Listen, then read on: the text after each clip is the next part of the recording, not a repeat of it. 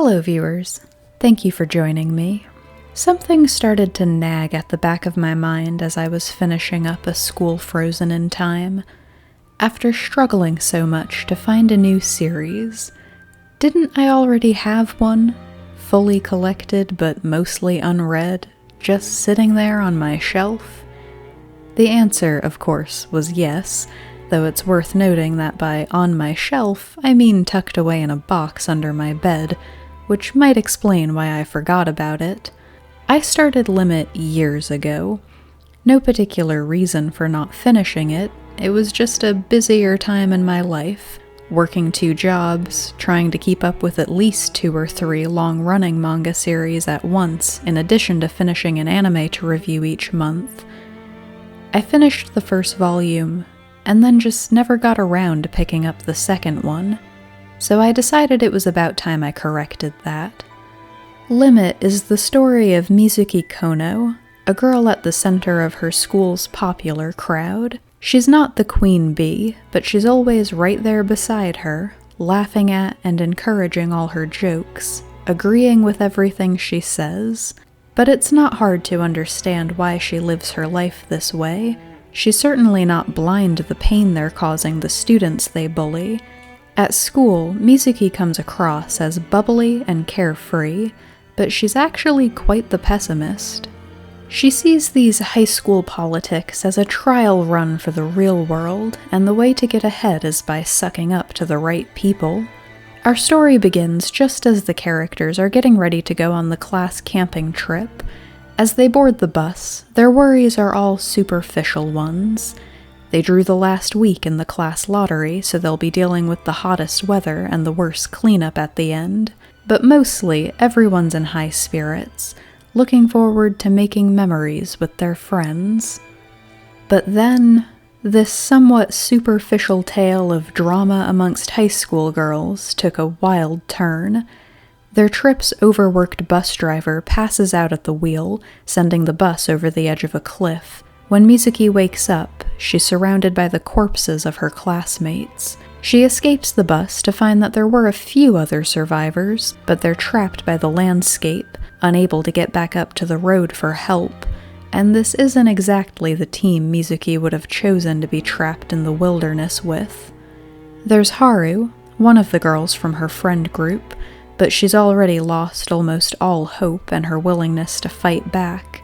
The queen bee of their inner circle didn't survive the crash, and while Mizuki may have been playing at being her friend for self-preservation reasons, Haru had known her for most of their lives and is genuinely heartbroken by her death, and quick to turn on Mizuki when she seems just a little too quick to move on.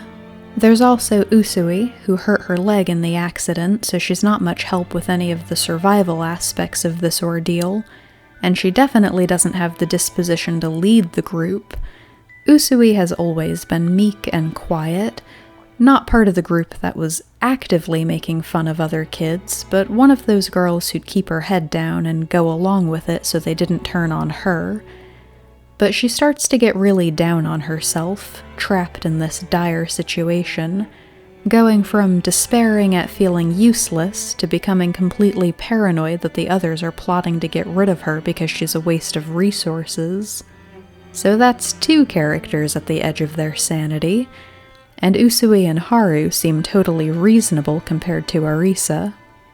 Arisa Morishige was at the absolute bottom of the school's social food chain, and not for any obvious, awful reason. She was just quiet and a little gloomy. Mizuki's group made fun of her for drawing manga in her spare time, which I've noticed is seen as a nerdy hobby even in Japan, apparently.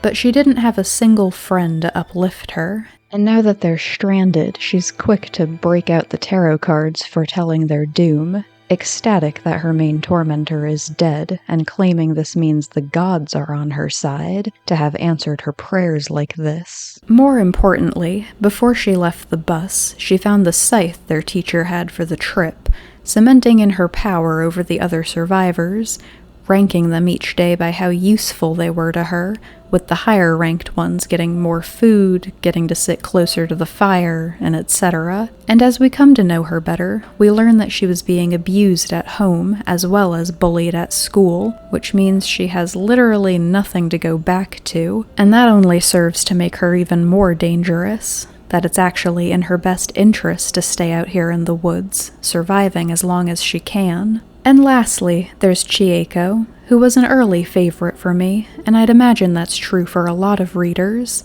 She was also unpopular, back in their high school world, but that sort of thing never bothered her much.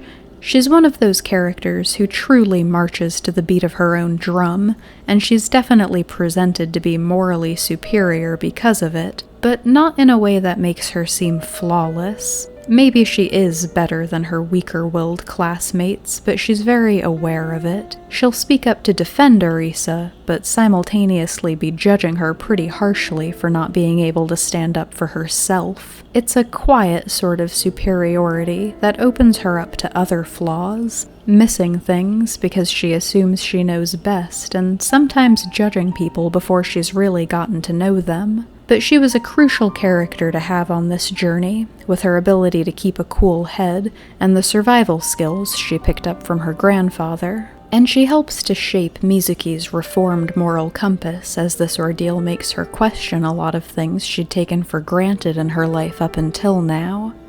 Limit is basically Lord of the Flies, but with high school girls instead of young boys, and with characters that I actually cared about. Lord of the Flies is one of those books that most people read for school. For whatever reason, none of my high school English classes ever covered it, so I picked it up on my own time after I graduated.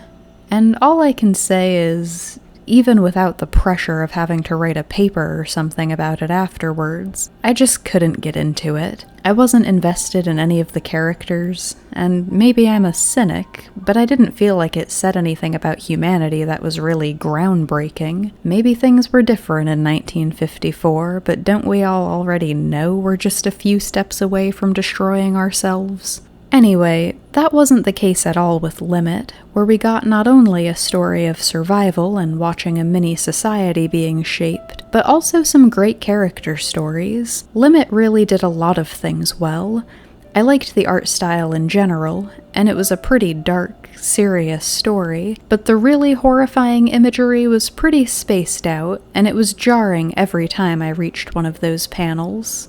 In a good way. But all that darkness was interspersed with some pretty heartwarming moments that explored each of the characters. Mizuki may have made some questionable life choices, but her cruelty never came from a malicious place. We get to hear the tale of the time she became the victim of this then middle school drama, where she stood up for one of her friends, but that friend couldn't be bothered to do the same when the popular kids then turned on her.